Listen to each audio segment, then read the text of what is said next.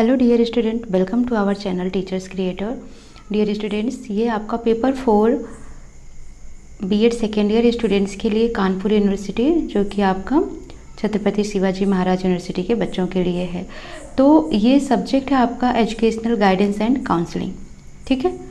और educational guidance and counselling, जिसको अभी तक हमने 1 to 16 क्वेश्चंस देखे हैं निर्देशन के, ठीक है, जिसमें निर्देशन का अर्थ क्या है यानी मीनिंग है, और दूसरा निर्देशन के अर्थ के साथ साथ उसकी विशेषताएं क्या हैं, ठीक है, और विषय क्या हैं। तो आज हम क्वेश्चन नंबर 17 से देखेंगे 31 तक के आसपास का क्वेश्चन, यानी टोटल 15 to 16 क्वेश्चन हम अटेंड करेंगे इस क्लास में। तो क्वेश्चन स्टार्ट करते हैं। क्वेश्चन नंबर 17 है आपका, निर्देशन किस स्तर पर व्यावसायिक निर्देशन तैयार करती है, यानी कि निर्देशन किस स्तर पर व्यावसायिक स्तर कहलाती है, ठीक है। तो अगर हम निर्देशन की व्यावसायिक स्तर की बात करें तो व्यावसायिक स्तर किस स्तर पर होती है, तो निर्देशन की व्यावसायिक स्तर जो है वो प्राथमिक स्तर पर होती है, ठीक है। निर्देशन के विषय क्षेत्र से संबंधित नहीं है। तो निर्देशन के विषय क्षेत्र से मैंने पिछली क्लास में आपसे डिस्कस किया था, 7-8 विषय निर्देश क्षेत्र थे इसके, जैसे सामाजिक निर्देशन था, ठीक है, स्वास्थ्य संबंधी निर्देशन था, घरेलू निर्देशन था, इसी तरीके से शैक्षिक निर्देशन था। तो यहाँ पूछा गया है कि निर्देशन के विषय क्षेत्र से संबंधित नहीं है, कौन सा निर्देशन है वो। तो सामाजिक निर्देशन तो संबंधित है, भौगोलिक देखते हैं अभी, शैक्षिक निर्देशन संबंधित है, व्यक्तिगत भी संबंधित है। तो कौन सा निर्देशन है जो कि विषय क्षेत्र से संबंधित नहीं है निर्देशन के, तो वो है भौगोलिक निर्देशन। तो बी इसका राइट ऑप्शन हो जाएगा। क्वेश्चन नंबर नेक्स्ट देखते हैं 19 है ये, भारत में निर्देशन से परिचित कराने का श्रेय किसे जाता है, श्री सोहनलाल जी को, केजी सैयदेन को, ए तथा बी दोनों को, या इनमें से किसी को नहीं। तो राइट ऑप्शन हो जाएगा आपका ऑप्शन नंबर 3, यानी कि ए और बी दोनों को ही। प्रश्न 19, निर्देशन का प्रारंभ किस अवस्था से प्रारंभ माना जाता है, शैशवावस्था, किशोरावस्था, बाल्यावस्था या युवावस्था। तो आप सभी को पता है निर्देशन का मतलब है क्या, एक तरीके से गाइडेंस देना, ठीक है। तो जब हम शैशवावस्था में होते हैं बचपन से ही, तभी हमको काफ़ी चीज़ें सिखाई जाने लगती हैं, ठीक है, क्या अच्छा है क्या नहीं है, किस में हमारी इंटरेस्ट है किस में नहीं है, उन सभी चीज़ों को ध्यान में रखते हुए काफ़ी चीज़ें हमें बचपन से ही सिखा दी जाती हैं।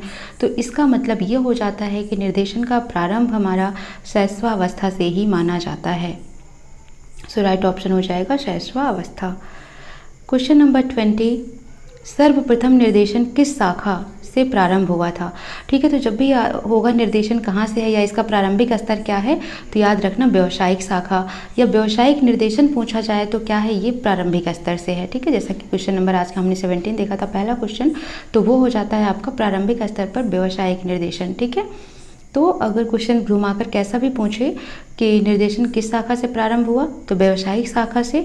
और क्वेश्चन नंबर 17 हम फिर से देख लेते हैं, निर्देशन किस स्तर पर, ये थोड़ा सा यहाँ पर, किस स्तर पर व्यावसायिक निर्देशन तैयार करती है या किस स्तर पर व्यावसायिक निर्देशन माना जाता है, तो कौन से स्तर पर, प्राथमिक स्तर पर, ठीक है। सेम यहाँ पर भी वही था कि सर्वप्रथम निर्देशन किस शाखा से प्रारंभ हुआ, तो कौन सी, व्यावसायिक शाखा से। नेक्स्ट क्वेश्चन है 21, भारत की किस यूनिवर्सिटी में सन 1915 में व्यवहारिक मनोविज्ञान की शाखा खोली गई, ठीक है। Kolkata university, Madras university, Mumbai university, या इनमें से कोई नहीं। तो राइट ऑप्शन हो जाएगा सबसे पहले कोलकाता यूनिवर्सिटी में खोला गया, तो राइट ऑप्शन हो जाएगा इसका ऑप्शन नंबर 1।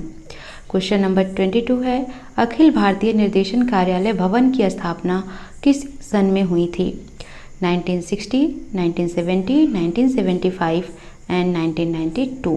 तो किसमें हुआ था, अखिल भारतीय निर्देशन कार्यालय भवन की स्थापना 1960 ईस्वी में हुआ था, यानी कि ऑप्शन 1 इसका राइट आंसर हो जाएगा। शिक्षा के क्षेत्र में अपनाया गया निर्देशन कहलाता है, शैक्षिक निर्देशन, शिक्षण निर्देशन, व्यवहारिक निर्देशन या व्यावसायिक निर्देशन। तो जो शिक्षा के क्षेत्र में अपनाया जा रहा है वह होता है शैक्षिक निर्देशन। तो राइट ऑप्शन आपका 1 करेक्ट हो जाएगा। शैक्षिक निर्देशन की आवश्यकता क्या है, विद्यालय में उचित समायोजन के लिए, बालकों की समस्याओं को दूर करने के लिए, पाठ्य विषयों का चुनाव करने के लिए, उपरोक्त सभी। मैंने आपको बोला है कि इसके नाम से ही आपको आंसर्स को निकालना है, ठीक है, बहुत हेल्पफुल करेगा, नाम से ही आपको इस सब्जेक्ट में काम करना है। शैक्षिक निर्देशन यानी कि शिक्षा से संबंधित। शिक्षा हमको कहाँ पर मिलती है? विद्यालय में। विद्यालय में हमको किस तरीके से एडजस्टमेंट करनी है, समायोजन करनी है, उसके लिए भी हमको निर्देशों की ज़रूरत पड़ती है। बच्चों को, विद्यार्थियों को क्या समस्या आ रही है उसको जानने के लिए, उसको दूर करने के लिए शैक्षिक निर्देशन होता है। किस टाइप के विषय वस्तु का हमें चुनाव करना है, तो ये सभी हमें कहाँ से पता चलता है? शैक्षिक निर्देशन में ही सिखाया जाता है। तो इसका मतलब शैक्षिक निर्देशन की आवश्यकता उपरोक्त सभी में होती है। तो राइट ऑप्शन इसका हो जाएगा 4। प्रश्न 25 है, बाल अपराधियों की संख्या बढ़ने का कारण क्या है? बाल अपराधी का मतलब जो बच्चा छोटा ही रहता है तब से ही अपराध करना, गलतियां करना बहुत ज़्यादा ही सीख जाता है। क्यों ऐसा होता है? क्योंकि उसे संतुलित आहार नहीं मिलता, उचित समय पर सही निर्देश नहीं मिलता, बालक को खेल में भाग न लेने देना, या उपरोक्त में से कोई नहीं। ठीक है, तो उपरोक्त में से तो कोई नहीं होगा नहीं। ऑप्शन कट करना भी आप सीखें। बाल अपराधी की संख्या बढ़ने का कारण, खेल में भाग न लेने देने से तो कोई अपराधी नहीं बन जाता। ठीक है, तो ये 2 ऑप्शन तो हमारे कट गए। अब है क्या? संतुलित आहार ना मिलना, उचित समय पर सही निर्देशन ना मिलना। अब इसमें से किसी एक को आपको देखना, या तो होता उपरोक्त दोनों, तो ये तो है नहीं, तो कोई एक ही करना है। और कोई एक क्या आपको लग रहा है? जब किसी को सही गाइडेंस नहीं मिल पाती, सही दिशा निर्देश नहीं मिल पाता है उचित समय पर, तब वह बाल अपराधी बन जाता है। ठीक है, इसीलिए बाल अपराधियों की संख्या बढ़ने का मेन कारण है उचित समय पर सही निर्देशन ना मिल पाना। अब हम प्रश्न 26 देखते हैं। राज्य स्तर की अभिकर्ता संस्थाएं कौन सी हैं? तो याद रख लेना इन दोनों को। राज्य शैक्षिक एवं व्यावसायिक ब्यूरो, राज्य शैक्षिक अनुसंधान एवं प्रशिक्षण संस्थान, ये दोनों ही राज्य स्तर की अभिकर्ता संस्थाएं हैं। भारतवर्ष में निर्देशन कार्यक्रम के विकास में मुख्य समस्याएं निम्नलिखित में से कौन कौन सी हैं?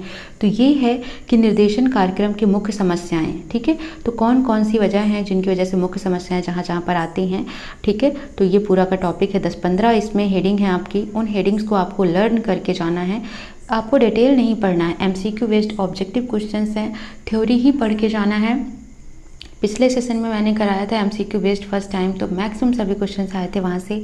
ठीक है, 1-2 क्वेश्चंस आई थिंक नहीं मिले होंगे, अदरवाइज मैक्सिमम सारे क्वेश्चंस आते थे। ठीक है, तो ध्यान रखना, आपको डिटेल बहुत अंदर डीप तक नहीं पढ़ना है।